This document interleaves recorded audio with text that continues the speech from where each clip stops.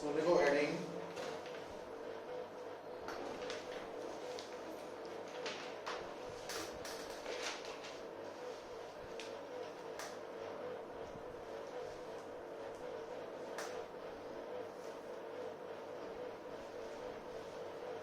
Bernoulli's principal.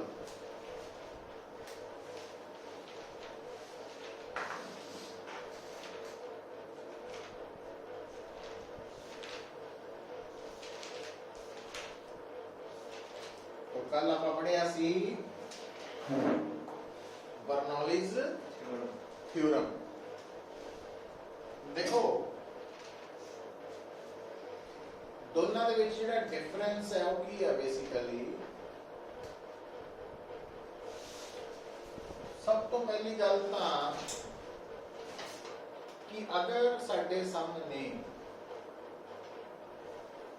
Streamline flow ਹੋ ਰਿਹਾ liquid ਦਾ, ਵੈਸੇ ਆਪਾਂ ਸਟ੍ਰੈਸ ਲਿਕੁਇਡ ਵਰਡ ਤੇ ਰੱਖ ਰਹੇ ਹਾਂ ਬਟ ਇਹ ਐਪਲੀਕੇਬਲ ਹੋ ਜਾਣਾ ਫਲੂਇਡਸ ਦੇ। ਮੰਨ ਲਓ ਸਾਡੇ ਸਾਹਮਣੇ ਫਲੂਇਡਸ गैस भी हो सकती है ते लिक्विड भी हो सकता। केड़ा फ्लो हो रहा स्ट्रीमलाइन फ्लो।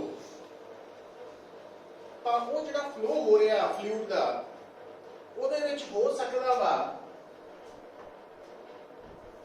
कि मैं आउटलाइन जी शो करती कुछ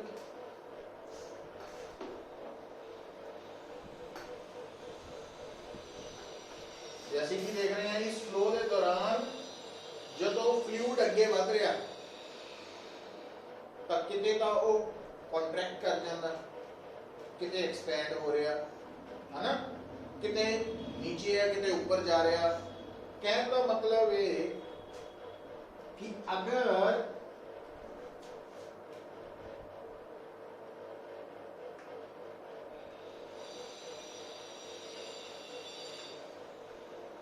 इस स्ट्रीमलाइन फ्लो ऑफ फ्लूइड के दौरान जितने मर्जी पॉइंट्स ਅਸੀਂ सिलेक्ट कर सकते हैं, ਉਹਦਾ कोई फर्क नहीं पैना कि दोनों पॉइंट्स एंड पे ही होने चाहिए, जितने मर्जी हो सके। हुन अगर ए पॉइंट पे लिक्विड की वेलोसिटी है v1, इतने पहुंच के हो गई v2, v3, v4।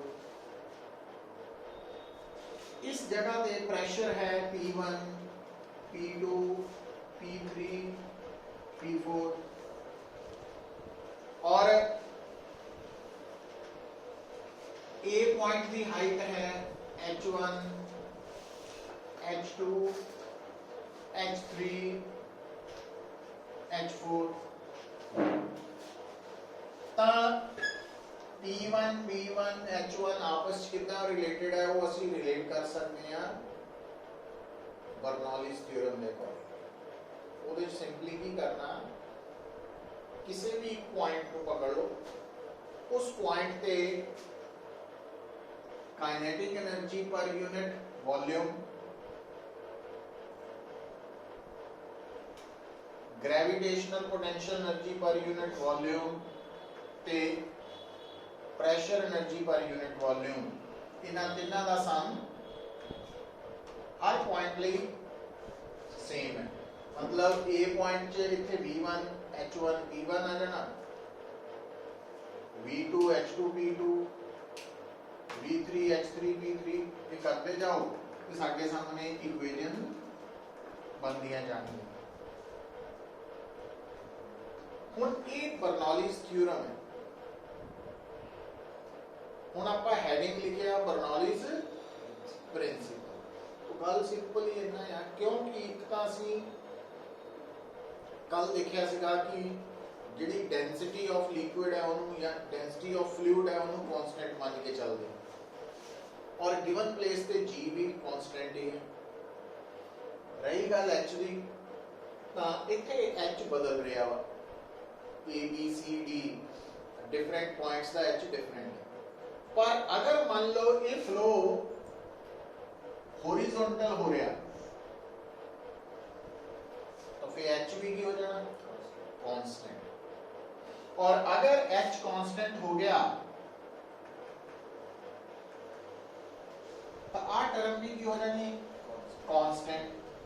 तो आ टर्म जो ਆਪਾਂ ਇੱਧਰ ਨੂੰ ਸ਼ਿਫਟ ਕਰਾਂਗੇ constant minus constant new constant, तो ਸਾਡੇ ਕੋਲ ਲੈਫਟ ਸਾਈਡ ਤੇ ਸਿਰਫ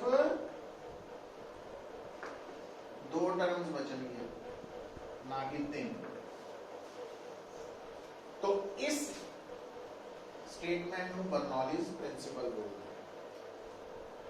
तो बर्नौलीज थ्योरम और प्रिंसिपल की फर्क है। प्रिंसिपल उदों अप्लाई कर सकते हैं जब फ्लो ऑफ लिक्विड या flow of fluid horizontal horizontal sir ये तब नहीं एप्लीकेबल है जैसे वेलोसिटी सेम है जैसे सबका प्रेशर सेम है वो तो फिर खत्म ही हुई गल। प्रेशर सेम है फिर फ्लो नहीं ना, प्रेशर डिफरेंस करके फ्लो है, वेलोसिटी सेम होगी सबकी तो फिर खत्म हो गया। फिर का रह की गया कि लंबना की गया तो बहुत कुछ लगेगा। तो half rho v square plus p is equal to constant. तो हुन इसनु अपन लिखना कितना, तो बर्नौलीज प्रिंसिपल के अंदर सब तो पहला लिखो अकॉर्डिंग टू बर्नौलीज थ्योरम।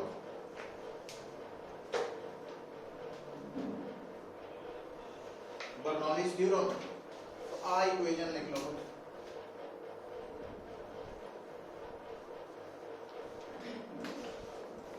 देख ले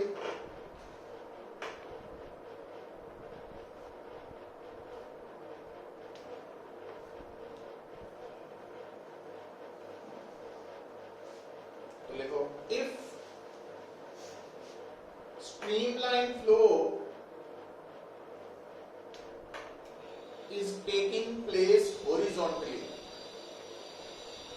तो अगर स्ट्रीमलाइन फ्लो हॉरिजॉन्टली हो रहा है तो HV कांस्टेंट हो गया,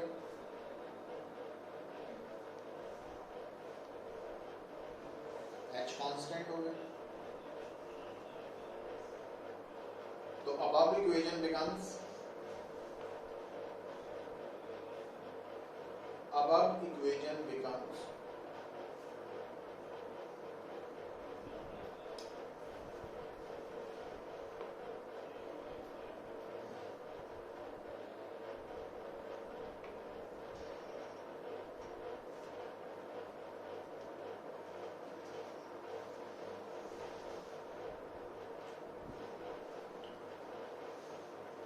ठीक है।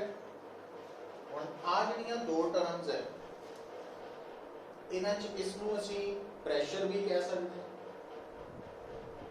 ਤੇ ਪ੍ਰੈਸ਼ਰ એનર્ਜੀ ਪਰ ਯੂਨਿਟ ਵੋਲਿਊਮ ਵੀ, और ਇਹ kinetic energy per unit volume है ना। और ਇੱਥੇ ਹੁਣ ਇਹਨਾਂ ਦਾ ਨਾਮ ਆਪਾਂ ਥੋੜਾ ਜਿਹਾ ਅਲੱਗ ਤਰੀਕੇ ਨਾਲ ਲੈ ਲੈਣਾ ਕਿ ਇਸ ਨੂੰ ਅਸੀਂ ਕਹਿਣਾ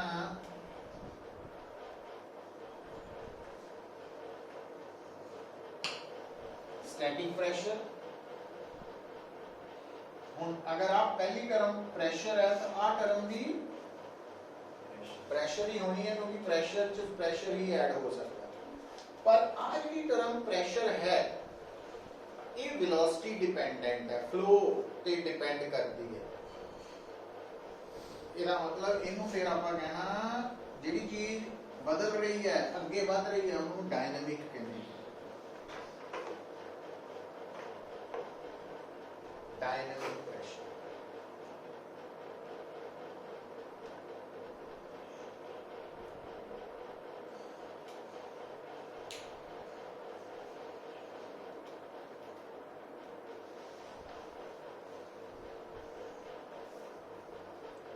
ठीक है, तो ਇਹਦਾ मतलब kinetic energy per unit volume का दूसरा नाम डायनामिक प्रेशर भी बोल सकते हैं और कल्ला प्रेशर स्टैटिक प्रेशर।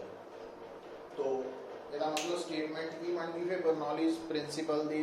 तो Bernoulli's principle states that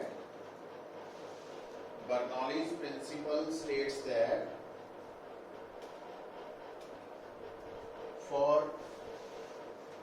horizontal streamline flow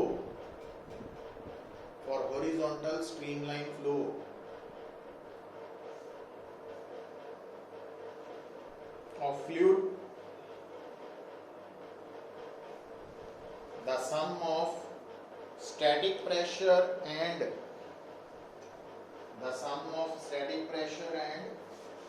dynamic pressure is constant.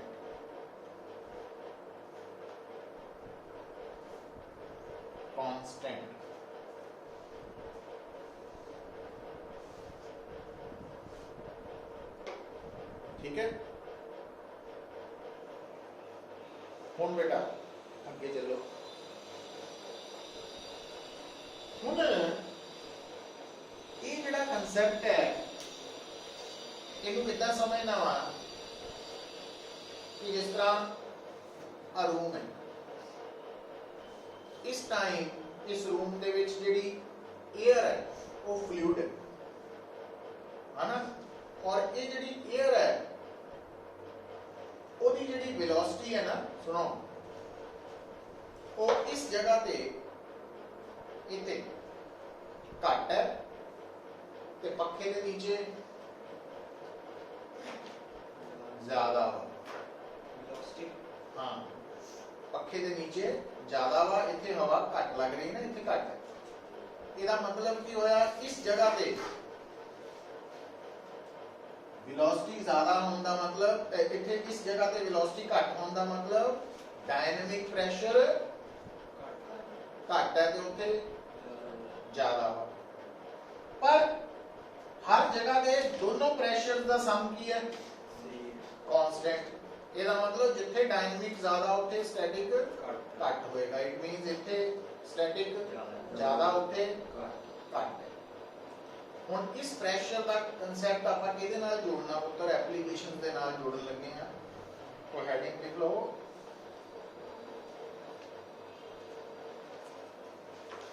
Applications of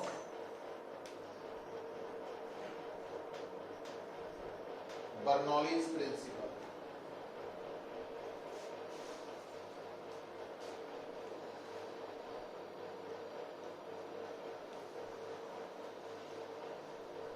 applications of Bernoulli's principle. देखो भी हुण इस गल नूं समझण लई आपां एक बेसिक एग्जांपल ले लैंदे आ कि मान लो आ एक स्ट्रिप है, सरफेस है। ये सरफेस हॉरिजॉन्टल भी हो सकता, वर्टिकल भी, जितना दा मर्जी हो सकता। तो इस सरफेस नू चूज करने नाल की होया कि इस सरफेस तो ऊपर भी हवा है ते नीचे भी हवा है, फ्लूइड। हुण आ जिहड़ा पॉइंट है ये बिलो है, ये अबव। हुण अगर असी ये जिहड़ी स्ट्रिप है ਆਪਾਂ ਮੰਨੀਏ ਤੇ ਉਸ ਤੋਂ ਬਾਅਦ ਇਹਨੂੰ ਆਪਾਂ ਅੱਗੇ ਲੈ ਕੇ ਚੱਲਦੇ ਹਾਂ। मान लो इस स्ट्रिप के ऊपर हवा की वेलोसिटी है v1, नीचे है v2 और v2 लेस देन v1 है। दोनों की वेलोसिटी हवा की ऊपर और नीचे अगर फर्क है तो डायनेमिक प्रेशर कितने ज्यादा होएगा, जितने वेलोसिटी ज्यादा, वेलोसिटी कितने ज्यादा v1। ਇਹਦਾ मतलब इतने डायनेमिक प्रेशर ज्यादा। वो समझ जाना वेलोसिटी नाल जुड़ी गल है ना, इस करके किसी ने कहना नहीं है कि डायनेमिक प्रेशर ऊपर ज्यादा। वो समझ गए हैं अभी ऊपर वेलोसिटी ज्यादा, जितने फ्लूइड की वेलोसिटी ज्यादा, डायनेमिक प्रेशर ज्यादा। तो ये डायनेमिक ज्यादा तो उत्थे स्टैटिक, तो आ है स्टैटिक प्रेशर। हुण किहड़ा ज्यादा स्टैटिक, P2 ज्यादा हो गया कि P1? क्यों? क्योंकि दोनों का सम कांस्टेंट। अच्छा, हुण एक टर्म आंदी है पुत्र, जिथे भी ना प्रेशर डिफरेंस हुंदा, की हुंदा प्रेशर डिफरेंस, उथे फोर्स एक्ट करदी। मैकेनिकल फोर्स कह देंगे हैं, फोर्स और मैकेनिकल फोर्स इको चीज है। जिथे प्रेशर डिफरेंस है उत्थे मैकेनिकल फोर्स है, और मैकेनिकल फोर्स की डायरेक्शन हमेशा higher pressure to higher static pressure to lower static pressure में।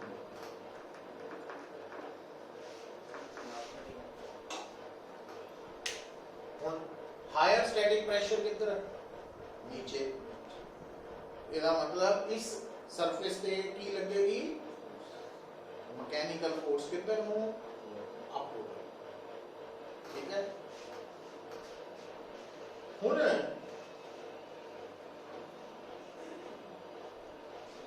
ਇਹ ਜਿਹੜੀ ਸਟ੍ਰਿਪ ਹੈ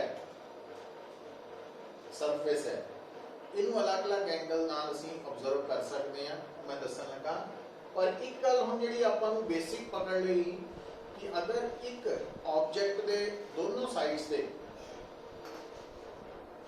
ਫਲੂਇਡ ਦੀ ਵੈਲੋਸਿਟੀ ਡਿਫਰੈਂਟ ਹੋਏ ਤਾਂ जिस साइड पे फ्लूइड की वेलोसिटी हायर है ज्यादा वा उधर डायनामिक प्रेशर ज्यादा होएगा, स्टैटिक घट होएगा। और जिधर स्टैटिक प्रेशर घट है ना, तो दूसरी साइड वाला ऑटोमेटिकली प्रेशर स्टैटिक ज्यादा होएगा। तो उस बॉडी पे मैकेनिकल फोर्स उस प्रेशर डिफरेंस करके लगेगी किधरों किधर, higher static pressure to lower static pressure. ठीक। तो हुण अगर ये गल आपां समझ गए हैं तो बाकी गल्लां बड़ियां आसान होण लगियां। किस तरह? मान लो तुहाडे कोल एक पेपर स्ट्रिप है, कागज की लंबी जी स्ट्रिप है ना। जे कागज की लंबी जी स्ट्रिप है तो जे एक एंड तो उन्होंने पकड़ोगे दूसरे एंड दे वो थल्ले नूं बेंड हुई होनी है ग्रेविटी करके। ਤੇ ਜੇ ਤੁਹਾਨੂੰ ਕੋਈ ਕਹੇ ਕਿ ਇਹਨੂੰ ਸਿੱਧੀ ਕਰੋ ਹੌਰੀਜ਼ੌਂਟਲ, ਕੀ ਕਰਨਾ ਪਊ? ਇੱਕ ਪੇਪਰ ਸਟ੍ਰਿਪ ਹੈ, ਉਹਦਾ ਇੱਕ ਐਂਡ ਆਪਾਂ ਪਕੜ ਲਿਆ ਇਹਦਾ, ਤਾਂ ਦੂਸਰਾ ਐਂਡ ਉਹਦਾ ਆਟੋਮੈਟਿਕਲੀ ਨੀਚੇ ਨੂੰ ਝੁਕ ਜਾਣਾ ਕਿਉਂਕਿ ਉਹਨੂੰ ਸਪੋਰਟ ਨਹੀਂ ਦਿੱਤੀ ਅਸੀਂ, ਤੇ ਗ੍ਰੈਵਿਟੀ ਕਰਕੇ ਥੱਲੇ ਚਲ ਜਾਣਾ। ਜੇ ਆਪਾਂ ਚਾਹੁੰਦੇ ਹਾਂ ਕਿ ਉਹ ਬਿਲਕੁਲ ਹੌਰੀਜ਼ੌਂਟਲ ਹੋ ਜਾਏ, ਕੀ ਕਰਨਾ ਪਊ? ਫਲੋ मतलब ਅਸੀਂ फूक मारांगे ਉਹਦੇ ਉੱਪਰ, उस जी कागज की स्ट्रिप के ऊपर जो फूक मारांगे तो ऊपर वाली हवा की वेलोसिटी तेज हो जू, डायनामिक प्रेशर ज्यादा हो जू, स्टैटिक ऊपर घट गया, तो फिर प्रेशर डिफरेंस करके मैकेनिकल फोर्स किधर नूं लगू? ऊपर नूं। तो वो वेट नूं की करेगी? बैलेंस। वो डिपेंड करेगा कितनी जोर की फूक मारी और वो नाल सीधी होएगी। समझ गए? और कई बार मेले च ना बच्चे आवाज जी भी आती है, फूक मारते हैं तो स्ट्रिप जी बाहर निकलती है तो सीधी हो जाती है। वो इसे कंसैप्ट पे है बर्नौलीज प्रिंसिपल। अच्छा हम अगली गल पे आने, इनू अपने नाल एक होर एग्जांपल नाल जोड़ो। हुण देखो तुहानू ये दस्सिया होया समझ होनी चाहिए है कि जदों भी ना कोई भी ऑब्जेक्ट फ्लूइड चों लंघदा वा तो उस ऑब्जेक्ट दे नेड़े वाले फ्लूइड की वेलोसिटी आलमोस्ट उन्नी हो जाती है जिन्नी उस ऑब्जेक्ट की। मतलब हुण आपां सारे फ्लूइड च हवा, समझ गए? और नॉर्मल हालातां च की है कि जब मैं खड़ा हुआ तो मेरे अगे और पीछे दोनों साइड्स पे हवा की वेलोसिटी आलमोस्ट सेम ही है। पर अगर मान लो मेरे अगे दी कोई बड़ी फास्ट चीज लंघे तो फिर की होना? मेरी अगली साइड वाल हवा की वेलोसिटी ज्यादा हो जानी, डायनामिक प्रेशर स्टैटिक, जबकि पिछे स्टैटिक प्रेशर जे अगे घट गया पिछे तो ज्यादा ही है। इट मीन मेरे ते की लगनी? मैकेनिकल फोर्स अगे नूं लगनी है। तो जे मैं उन्होंने बैलेंस ना कर पाया तो मैं अगे नूं गिर जाना और वो एक्सीडेंट होंदे है। समझे? हुण ज्यादातर कदों होंदे है एक्सीडेंट्स? मतलब हाँ रेलवे क्रॉसिंग ते हो जाते आपां लोग सब तो वेले ਤੇ ਸਭ ਤੋਂ ਬਿਜ਼ੀ ਸ਼ੋਅ ਕਰਦੇ ਆ ਸੜਕਾਂ ਤੇ, ਖਾਸ ਕਰਕੇ ਹੈ ਨਾ ਬਈ ਗੱਡੀ ਤੇਜ਼ ਚਲਾਣੀ ਹੈ, ਹੌਰਨ ਤੇ ਹੌਰਨ ਕਰੀ ਜਾਣਾ, ਚਾਹੇ ਘਰ ਜਾ ਕੇ ਕੁਝ ਨਹੀਂ ਕਰਨਾ, ਇੰਟਰਨੈਟ ਹੀ ਚਲਾਉਣਾ। ਪਲੱਸ ਰੇਲਵੇ ਟਰੈਕ ਤੇ ਜਦੋਂ ਕ੍ਰਾਸ ਕਰਨਾ, ਫਾਟਕ ਲੱਗਾ ਹੋਏ, ਥੱਲਿਓਂ ਦੀ ਲੰਘੀ ਜਾਣਾ, ਵੀ ਪਤਾ ਨਹੀਂ ਵੀ ਕਿੰਨਾ ਕੁ ਕੰਮ ਰੁਕੇ ਜ਼ਿੰਦਗੀ ਦੇ। ਤੇ ਕਈ ਵਾਰ ਕੀ ਹੁੰਦਾ ਵੀ ਟ੍ਰੇਨ ਆ ਰਹੀ ਹੁੰਦੀ ਆ ਨਾ, ਤਾਂ ਕਈ ਬੰਦੇ ਥੱਲਿਓਂ ਦੀ ਸਕੂਟਰ ਕੱਢ ਕੇ, ਮੋਟਰਸਾਈਕਲ ਕੱਢ ਕੇ ਅੱਗੇ ਤੱਕ ਚੱਲ ਜਾਂਦੇ ਵੀ ਉਹ ਟ੍ਰੇਨ ਉਹਦੇ ਅੱਗੋਂ ਲੰਘਦੀ ਹੈ। ਤਾਂ ਜਦੋਂ ਟ੍ਰੇਨ ਨੇ ਅੱਗੋਂ ਲੰਘਣਾ, ਸਪੀਡ ਤੇ ਡਿਪੈਂਡ ਕਰਨਾ। ਤਾਂ ਜੇ ਟ੍ਰੇਨ ਤੇਜ਼ ਹੈ ਤਾਂ ਅੱਗੇ ਡਾਇਨਾਮਿਕ ਪ੍ਰੈਸ਼ਰ ਵੱਧ ਜਾਣਾ, ਤਾਂ ਮਕੈਨੀਕਲ ਫੋਰਸ ਕਰਕੇ ਅੱਗੇ ਨੂੰ ਗਿਰਨ ਦੇ ਚਾਂਸਸ ਪੂਰੇ ਹਨਾ। ਔਰ ਇੱਥੇ ਵੀ ਹੁੰਦਾ ਵੀ ਐਕਸੀਡੈਂਟ ਹੋ ਗਿਆ, ਪਤਾ ਹੀ ਨਹੀਂ ਲੱਗਾ, ਉੱਥੇ ਖੜਾ ਸੀਗਾ, ਤੇ ਪਰਮਾਤਮਾ ਨੇ ਲਿਖੀ ਸੀ ਜ਼ਿੰਦਗੀ, ਹੈ ਨਾ, ਇੱਦਾਂ ਕਹਿ ਕੇ ਘਰ ਆ ਜਾਂਦੇ ਸਾਰੇ। ਹਾਂ, ਸਮਝ ਨਹੀਂ ਨਾ ਹੈ ਉਸ ਗੱਲ ਦੀ ਕਿ ਜਿਹੜਾ ਬੈਲੈਂਸ ਨਾ ਹੋਇਆ ਤਾਂ ਗੜਬੜ ਹੋ ਜਾਣੀ ਹੈ ਨਾ। ਬੋਰਡ ਨਹੀਂ ਲਗਾਣਾ, ਸਿਆਣੇ ਕਰਨਾ। ਫਿਰ ਸੜਕ ਦੇ ਉੱਪਰ ਵੀ ਇਦਾਂ ਹੀ ਹੁੰਦਾ, ਸੜਕ ਦੇ ਉੱਪਰ ਵੀ ਇਦਾਂ ਹੀ ਹੈ। ਬੜੀ ਵਾਰ ਹੁੰਦਾ, ਆਪਾਂ ਲੋਕ ਸਾਰੇ ਕਰਦੇ ਆ ਵੀ ਮੰਨ ਲਓ ਸੜਕ ਨੂੰ ਕ੍ਰਾਸ ਕਰਨਾ ਵਾ, ਉਧਰੋਂ ਪਤਾ ਲੱਗ ਗਿਆ ਵੀ ਵੱਡੀ ਗੱਡੀ ਆ ਰਹੀ ਹੈ, ਤੇਜ਼ ਆ ਰਹੀ ਹੈ, ਤਾਂ ਵੀ ਅਸੀਂ ਥੋੜਾ ਇੱਕ ਸਟੈਪ ਵੀ ਨਹੀਂ ਅੱਗੇ ਨਿਕਲ ਜਾਣਾ, ਫਟਾਫਟ ਦੇਖ ਲੈਂਦੇ ਵੀ ਅੱਛਾ ਥੋੜੀ ਦੂਰ ਆ ਰਹੀ, ਇੱਦਾਂ ਆ ਰਹੀ, ਅੱਗੇ ਨਿਕਲ ਜਾਣਾ, ਥੋੜਾ ਹੋਰ ਅੱਗੇ ਹੋ ਜਾਓ। ਤੇ ਜਦੋਂ ਉਹਨੇ ਅੱਗੇ ਨਿਕਲ ਕੇ ਜਾਣਾ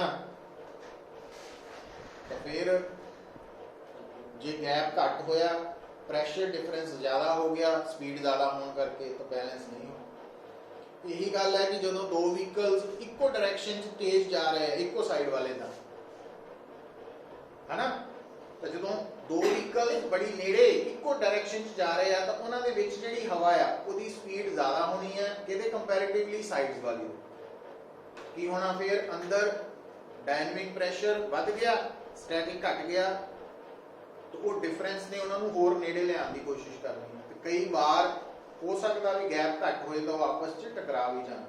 तो ये सारा कुछ मैकेनिकल फोर्स प्रैशर डिफरेंस करके हो गया।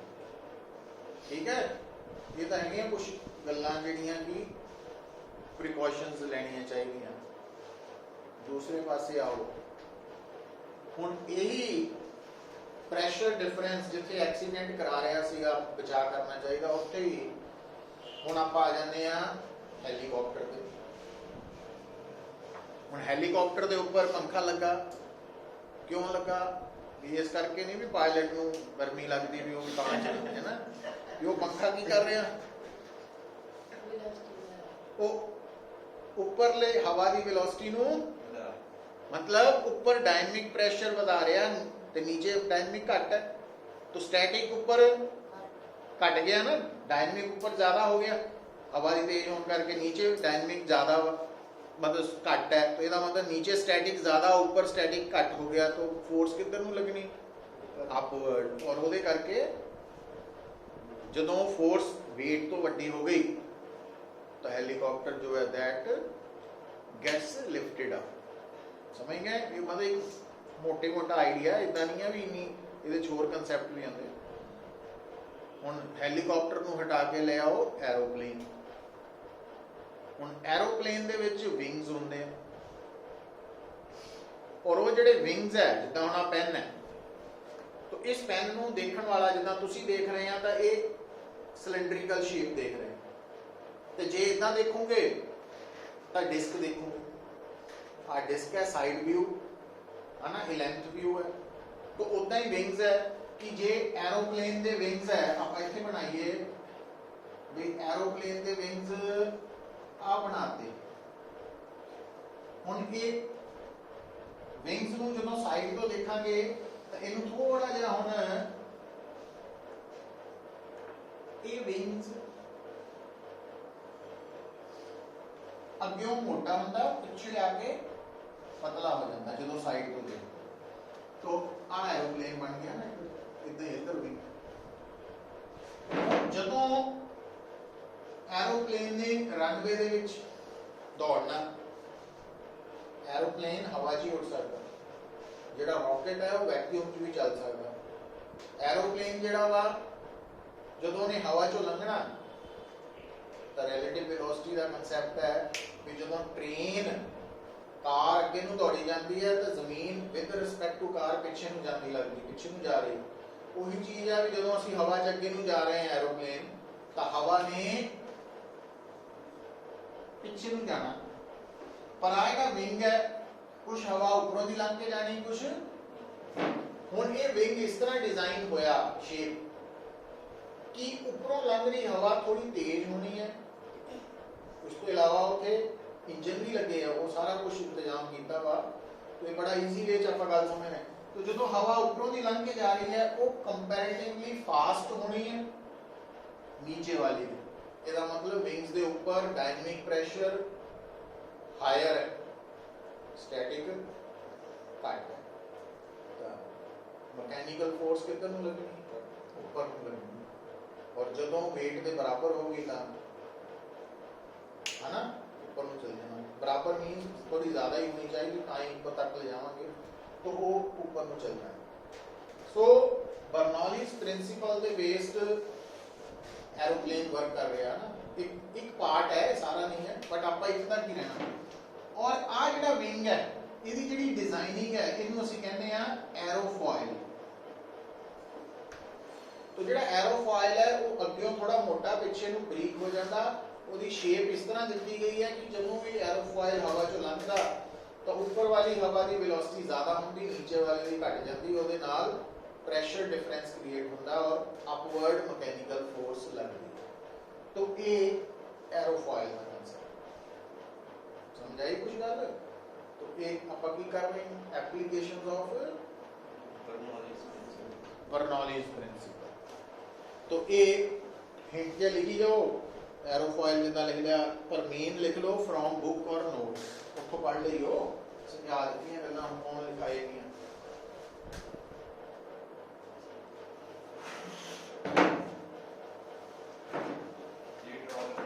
ਹੈ ਆ ਆਈਡੀਆ ਥੋੜਾ ਬਹੁਤ ਕਰ ਲਓ, ਪਤਾ ਲੱਗ ਜੂਗਾ ਕੀ ਕਹਿੰਦਾ ਹੈ।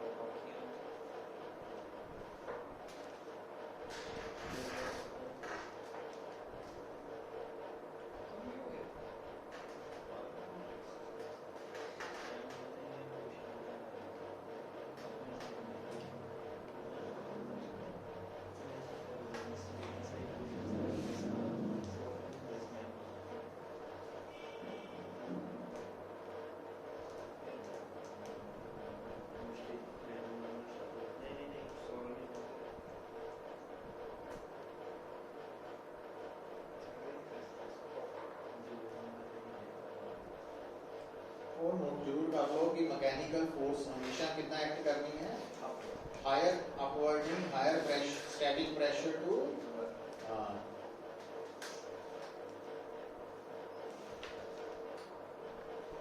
Mechanical force due to pressure difference always acts, note करके लिख लो चाहे लाइन, मैकेनिकल फोर्स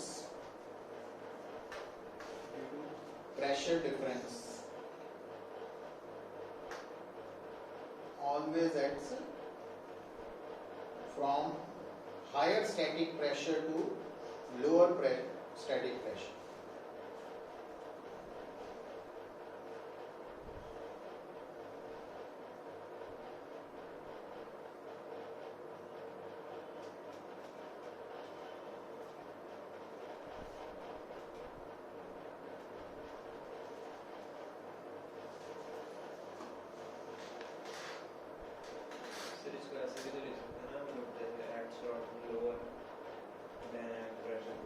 स्टैटिक तो करना जेड़ा मैकेनिकल फोर्स है ना, static pressure difference into area उत्थों निकलना। अब वो डायरेक्शन स्टैटिक वालों याद रखो, हायर टू लोअर, उल्टा सोच सकते हैं बट स्टैटिक प्रेशर डिफरेंस को मैकेनिकल फोर्स समझो।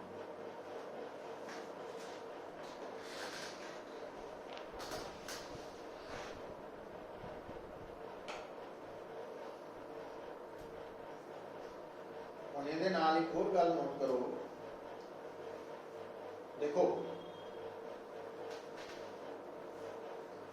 मतलब ਜਿਹੜੀ अर्थ है ना, क्योंकि ये अपनी एक्सिस के अबाउट रोटेट कर रही है और अर्थ की रोटेशन करके अर्थ के ऊपर कई जगह पे साइक्लोन्स बनते हैं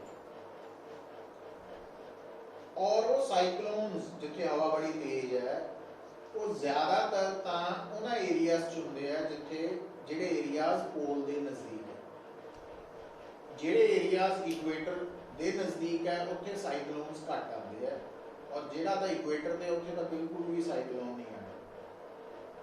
ਹੁਣ ਸਾਈਕਲੋਨ ਦਾ ਕਨਸੈਪਟ ਜਿਹੜਾ ਵਾ ਹਵਾ ਦਾ ਤੇਜ਼ ਫਲੋ ਕਰਨਾ। ਹੁਣ ਅਗਰ ਆਪਾਂ ਇਸੇ ਘਰ ਦੀ ਐਗਜ਼ਾਮਪਲ ਲਾ ਲਈਏ ਕਿ ਮੰਨ ਲਓ ਸਾਰੇ ਖਿੜਕੀਆਂ ਦਰਵਾਜ਼ੇ ਬੰਦ ਕੀਤੇ ਆ, ਬਾਹਰ ਵਾਰਨਿੰਗ ਆ ਗਈ ਕਿ ਸਾਈਕਲੋਨ ਆ ਰਿਹਾ ਤੇ ਹਵਾ ਤੇਜ਼ ਚੱਲਣੀ ਸ਼ੁਰੂ ਹੋ ਗਈ ਤਾਂ ਉਹ ਹਵਾ ਛੱਤ ਦੇ ਉੱਪਰੋਂ ਹੀ ਫਲੋ ਕਰਕੇ ਜਾਣੀ ਹੈ। ਇਹਦਾ ਮਤਲਬ ਛੱਤ ਦੇ ਉੱਪਰ डायनेमिक प्रेशर ज़्यादा हो गया, स्टैटिक घट गया, अंदर स्टैटिक ज़्यादा ਉਹਦੇ ਮੁਕਾਬਲੇ। ਇਹਦਾ ਮਤਲਬ ਛੱਤ ਦੇ ਉੱਪਰ फोर्स लगनी है ऊपर, है ना। ਹੁਣ अगर छत दीवारां ਦੇ ਨਾਲ ਜਿੱਦਾਂ ਕਿ ਆਪਣੇ ਹੈ ਹੀ ਹੈ ਫਰਮਲੀ ਅਟੈਚਡ ਤਾਂ ਉਹ फोर्स पूरे घर ਨੂੰ ट्रांसफर हो जानी है और depending upon the speed of air वो फोर्स इतनी ज़्यादा भी हो सकती है कि घर जड़ा वो कोलैप्स कर सकता है। इतनी फोर्स भी होती क्योंकि वो हवा बड़ी तेज होती है, आप तो वो देखा नहीं ना कभी इतना। हुण आज ये वो की करते हैं उस एरियाज के लोग ज़्यादातर जिहड़े नॉर्मल है वो की करते हैं कि अगर उन्होंने घर की छत दीवारां दे नाल फर्मली अटैच्ड है ओके ਤਾਂ ਜਿੱਦਣ ਸਾਈਕਲੋਨ ਆਇਆ ਖਿੜਕੀਆਂ ਦਰਵਾਜ਼ੇ ਤਾਂ ਬੰਦ ਹੋਣੇ ਆ तो पूरा घर ही खत्म हो सकता। तो वो की करते हैं फिर उस एरिए च जिहड़े घर की छत है जिहड़े नॉर्मल लोग है गरीब कह लो वो की करते हैं कि घर की छत अटैच नहीं करते दीवार से, सिर्फ टिका देंगे। जिस तरह आप कई बार देखते हैं भी दीवार के उपर जिहड़े गरीब लोग है उन्होंने छत जी उदां ही रखी होंदी है ना, ਉਹਦੇ ਨਾਲ ਕੀ ਹੋਣਾ ਜਦੋਂ ਸਾਈਕਲੋਨ ਆਣਾ ਤਾਂ ਛੱਤ ਨੇ ਉੱਡ ਜਾਣਾ, ਬਲੋਇੰਗ ਆਫ ਰੂਫਸ। ਉਹ ਕਿਉਂ ਉੜੀ? ਪ੍ਰੈਸ਼ਰ ਡਿਫਰੈਂਸ ਕਰ। ਪਰ ਜਿੱਦਾਂ ਹੀ ਛੱਤ ਉੜੀ ਤਾਂ ਦੀਵਾਰਾਂ ਔਰ ਬਾਕੀ ਸੇਫ ਰਹਿ ਗਿਆ ਕੰਮ। ਕਿਉਂ? ਕਿਉਂਕਿ ਹੁਣ ਚਾਰੋਂ ਪਾਸੇ ਹਵਾ ਦਾ ਪ੍ਰੈਸ਼ਰ ਵੈਲੋਸਿਟੀ ਸੇਮ ਹੋ ਗਈ ਨਾ, मतलब थोड़ा जिहा सैक्रीफाइस छत फिर लिया के जो साइक्लोन चला गया तो वो पहले ही वार्निंग मिल जाती उन्होंने एरियाज च भी खाली कर दो, घर गेट कर दो। पर छड़ के गए हुए जो आए छत है ही नहीं, बिना छत वाला घर है आके फिर वाली काम चल जाना है ना। मतलब एक थोड़ा सिंपलीफिकेशन नाल आप गल करते हैं, अदरवाइज तो प्रॉब्लम है। तो सीधा खिड़की दरवाजे हैं वो एक ठंडा हो सकता बट ਉਹਦੇ ਚ ਵੀ ਥੋੜਾ ਜਿਹਾ ਨਾ ਹਵਾ ਦਾ ਜਿਹੜਾ ਫਲੋ ਚੱਲਣਾ ਉਹਦੇ ਪ੍ਰੈਸ਼ਰ ਕ੍ਰੀਏਟ ਕਰਨਾ। ਪਰ रेड भी दिख रही है तो रेड कुछ ये वो साइक्लोन की प्रॉब्लम साइकिल तो थोड़ा बड़ा होता है आओ वो भी गोल ही किसी होता है और वो भी गोल ही होता है। साइकिल में मेन गोल ही होता है पानी वाले को साइकिल हो जाते हैं, हवा वाले को टोर्नेडो। एक व्हर्लपूल भी है वो पूरा पानी च बनदा वो लगभग इको जिहा ही है, भैन भरा ही है, कजन सिस्टर। वो जाता ना ऐसे कौन टोर्नेडो मैंने तो ऐसी वीडियोस वगैरह देखी है, ओशन के बीच में लूप होल सा बन जाता है। हाँ। कोई वो प्रेशर डिफरेंस करके ना हवा की वेलोसिटी तेज होती है, अर्थ की रोटेशन करके फिर तो मुझे लगता था कि वो नीचे जाके सेटिंग वर्ल्ड नहीं व्हर्लपूल की गल करनी कि तो सही में लगता है क्रिएट वो किहदी गल करनी है, टोर्नेडो की व्हर्लपूल की? पानी में बनता है सर वो। हाँ, पानी वाला गोल गोल नहीं वो थले सिंक है पुत्र। हां वो तो तुसी घर ਜਦੋਂ ਸਿੰਕ 'ਚ ਪਾਣੀ ਬਾਲਟੀ ਭਰ ਕੇ ਡੋਲੋ ਤਾਂ ਉਹ ਟੌਪ ਮਤਲਬ ਵਰਲਪੂਲ ਵਾਂਗ ਐਂ ਹੁੰਦਾ ਹੋਇਆ ਥੱਲੇ ਜਾਂਦਾ ਨਾ ਪਾਣੀ।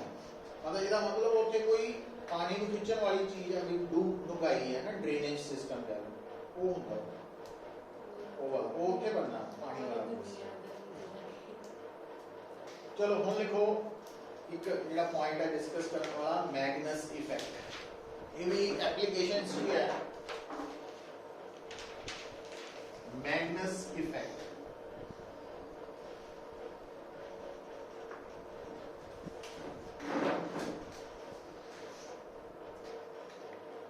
Magnus effect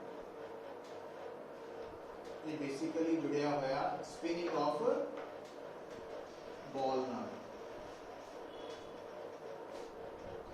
spinning of ball concept cricket च भी यूज होंदा, टेनिस च भी, लॉन टेनिस च भी, फुटबॉल च भी। हुण देखो गल नूं समझो, अगर ना आ एक बॉल है, अगर इस बॉल नूं असीं नॉर्मली थ्रो करिए मतलब स्पिन करती ना जाए, फर्क समझो जो हम मैचेस भी चल रहे हैं ना ये जो स्पिनर बॉल करते हैं तो उदों बॉल इदा घूमती हुई नोट किया हो घूमती हुई है अगे जा रही है। तो अगर बॉल बिना घूमती हुई नॉर्मली जा रही है फिर की होना पुत्र इस बॉल ने, क्योंकि इस बॉल के ऊपर सिर्फ एक ही फोर्स लगनी है ग्रेविटी वेट, इन्हें पैराबोलिक पाथ फॉलो करते हुए इतने गिर जाना पर्टिकुलर प्लेस पे, क्योंकि कोई फोर्स लग रही। पर जदों इस बॉल नूं स्पिन करा के मतलब घुमा के सिटांगे, मतलब ये बॉल इतना घूमती हुई अगे नूं जा रही है, तो ये बॉल इस पैराबोलिक पाथ ਨੂੰ फॉलो करती हुई जिथे गिरनी चाहिए सी ओदी जगह तो हट के उस पॉइंट तो अगे या पीछे गिर सकती है और डिपेंड करेगा किस डायरेक्शन च स्पिन हो रही है। तो ਇਹਦਾ मतलब जे सामने बैट्समैन स्पिनर ने बॉल सुट्टी ਤਾਂ नॉर्मल बॉल ਤਾਂ बैट्समैन ਨੂੰ पता ਇੱਥੇ आके गिरनी है, ਉਹਦੇ ਅਕੋਰਡਿੰਗਲੀ ਉਹਨੇ ਆਪਣਾ बैट सेट ਕੀਤਾ ਵੀ ਕਿੱਦਾਂ ਖੇਲਣਾ। पर बॉल उस जगह तो अलग पॉइंट पे अगर आके गिरती है ਇਹਦਾ मतलब डॉज धोखा खा गया, आउट भी हो सकता, बच भी सकता बाई ला। मतलब स्पिन बॉल ਜਿਹੜੀ ਆ ਉਹਦੇ ਚ ਕੀ ਹੁੰਦਾ ਹੈ, ਇਹਦਾ ਪਾਥ ਹੈ ਉਹ ਤੋਂ डेविएशन हो जाती है।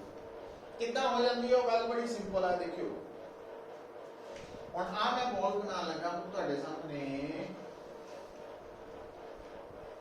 सिर्फ अगे नूं जा रही, घूमने स्पिन नहीं कर रही। तो अगर ये बॉल बिल्कुल सीधी जा रही है सिंपली, तो इहदे ऊपर इस बॉल के ऊपर जिन्ने भी पॉइंट्स है हर पॉइंट की वेलोसिटी सेम होएगी।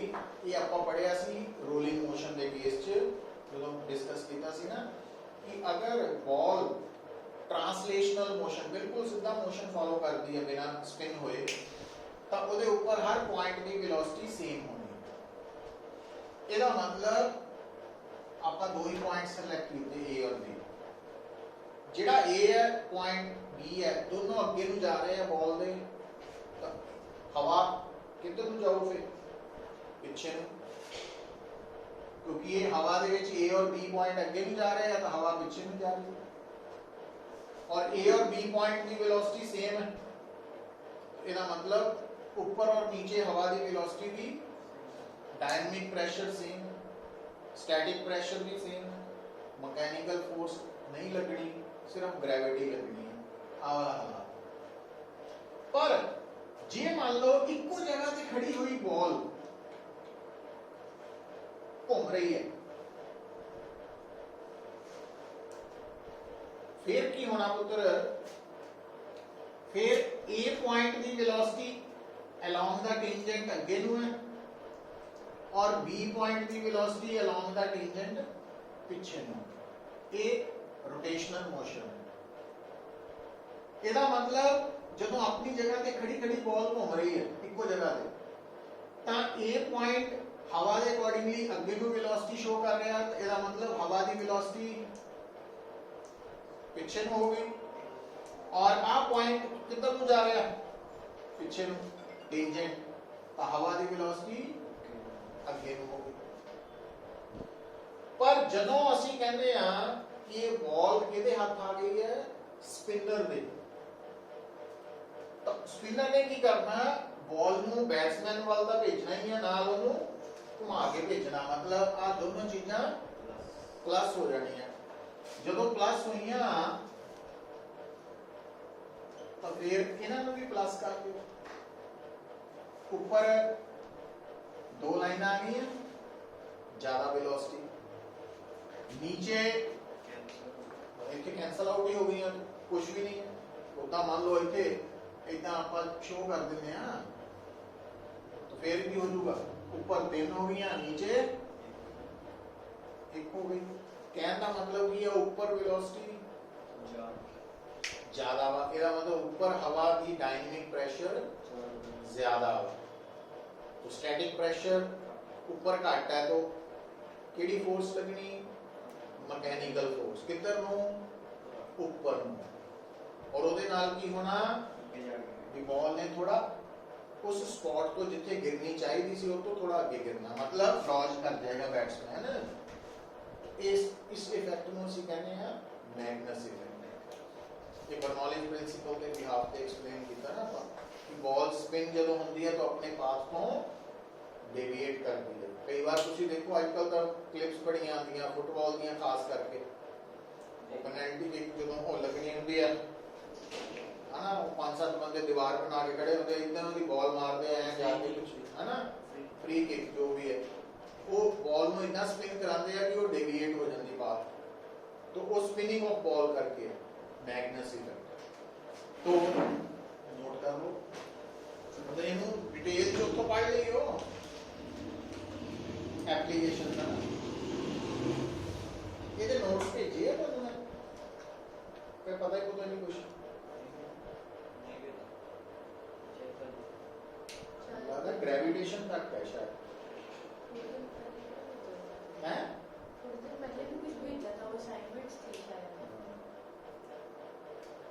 ग्रेविटेशन तक देना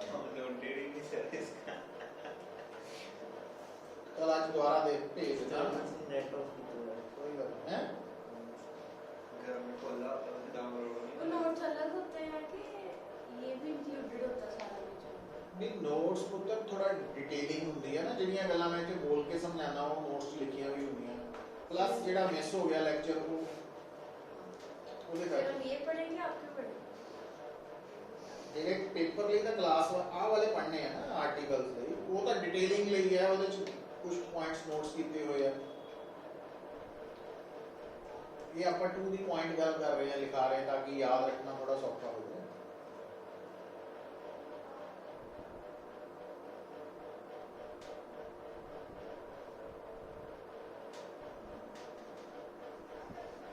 लिखना भी है नहीं होने के बारे में लिखना ये नोट्स तो लिखाता ना फ्रॉम नोट्स पढ़ लियो अच्छा होने के लिखो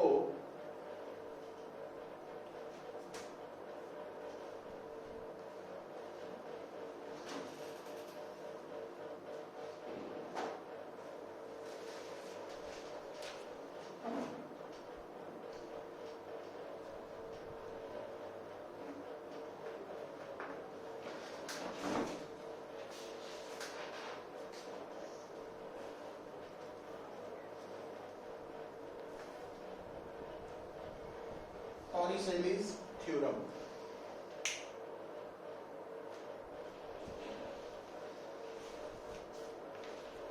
important है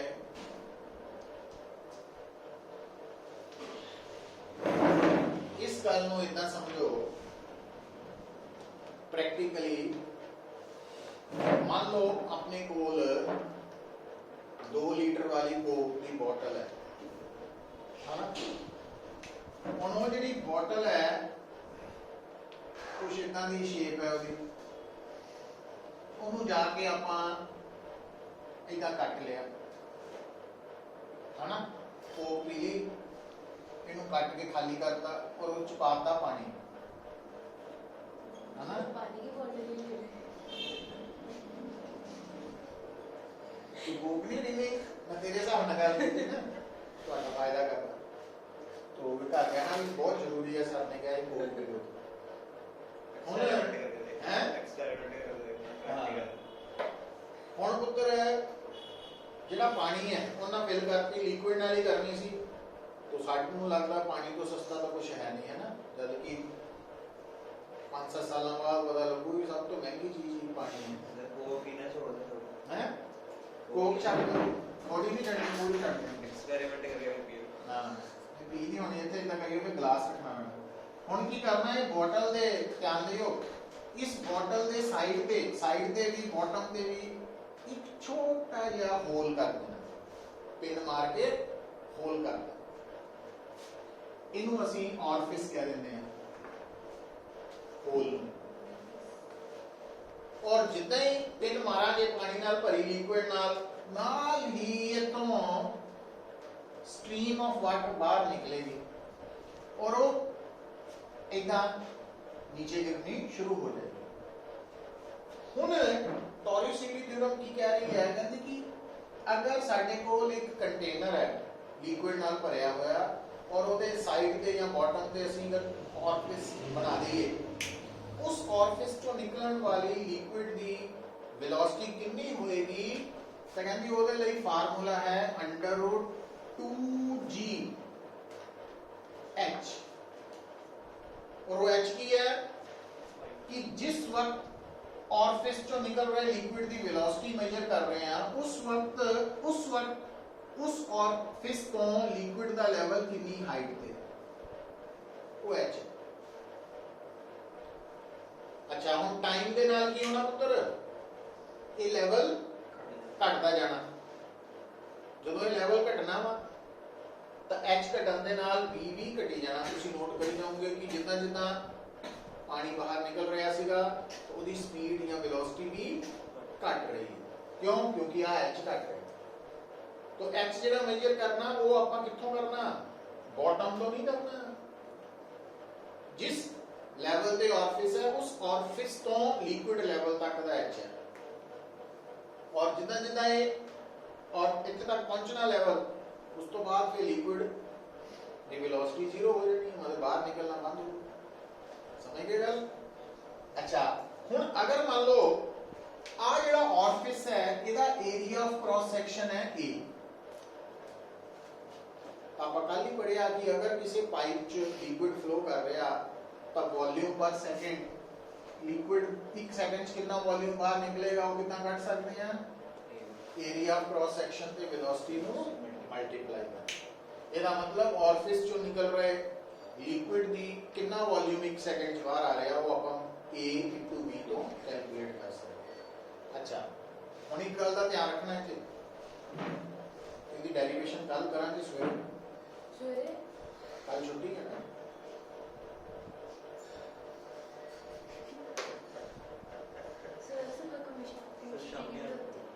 ਸਵੇਰੇ ਹੁਣ ਤਾਂ ਇੱਕ ਤੋਂ ਸੋਣਾ ਹੁੰਦਾ ਮੈਨੂੰ ਪਤਾ ਲੱਗ ਗਿਆ ਸਿੱਧਾ ਅਗਲੇ ਦਿਨ आज संडे छुट्टी है आज ਹੁਣ ਗੱਲ ਨੂੰ ਸੁਣਿਓ ਐਕਚੁਅਲੀ ਕੀ ਹੋ ਰਿਹਾ ਲਿਕੁਇਡ ਫਲੋ ਕਰ ਰਿਹਾ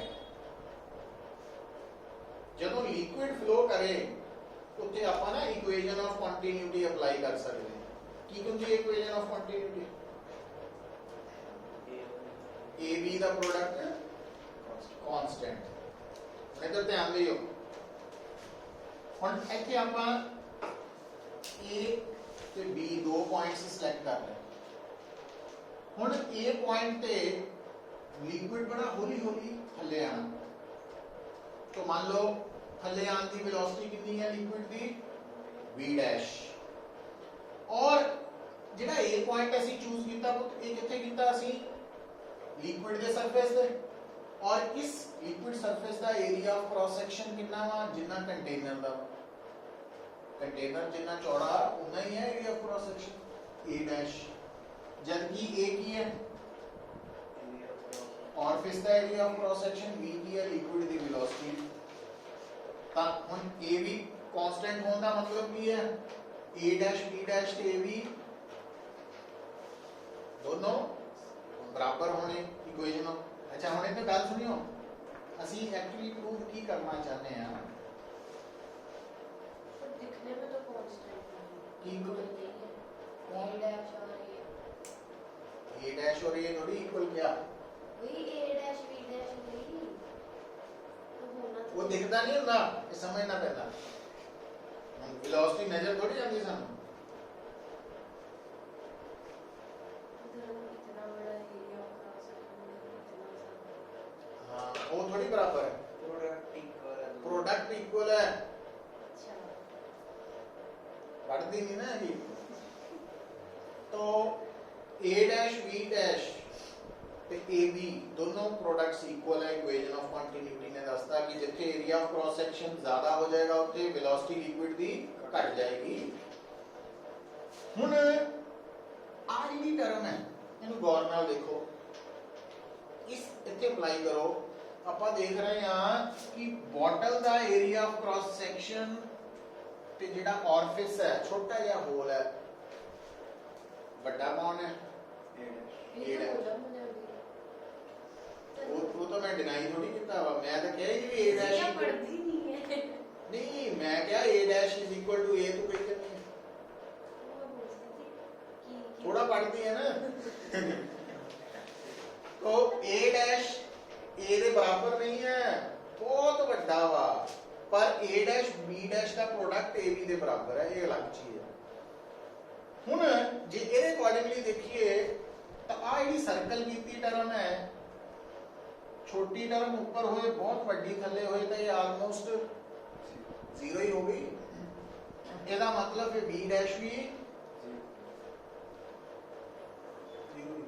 ऑलमोस्ट एग्जैक्टली, मतलब इथों निकल रहा लिक्विड बड़ा तेज है, पर इथे ਜਿਹੜਾ लिक्विड ਦਾ ਲੈਵਲ नीचे ਨੂੰ आ रहा ਉਹ थोड़ा स्लो है, बहुत स्लो है। तो कल ਜਦੋਂ ਅਸੀਂ ਟੋਰਿਸਿਲੀ ਥਿयोरम प्रूव ਕਰਾਂਗੇ ਤਾਂ b डैश 0 ਮੰਨਾਂਗੇ, मतलब इस ਲੈਵਲ ਤੇ ਪਏ ਲਿਕੁਇਡ ਦੀ ਵੈਲੋਸਿਟੀ ਨੂੰ ਆਲਮੋਸਟ 0 ਕਿਉਂ ਮੰਨਾਂਗੇ, ਉਹਦਾ ਕਾਰਨ ਦੱਸਦਾ ਨਾ, ਕੱਲ ਆਉਂਦੇ ਲਿਖ ਦੇਣਾ ਇਹ ਸਾਰਾ ਕੁਝ। तो ਉੱਥੋਂ ਹੀ ਰਿਜ਼ਲਟ ਨਿਕਲੇਗਾ ਇੰਪੋਰਟੈਂਟ, ਉਹ ਕਰਨਾ।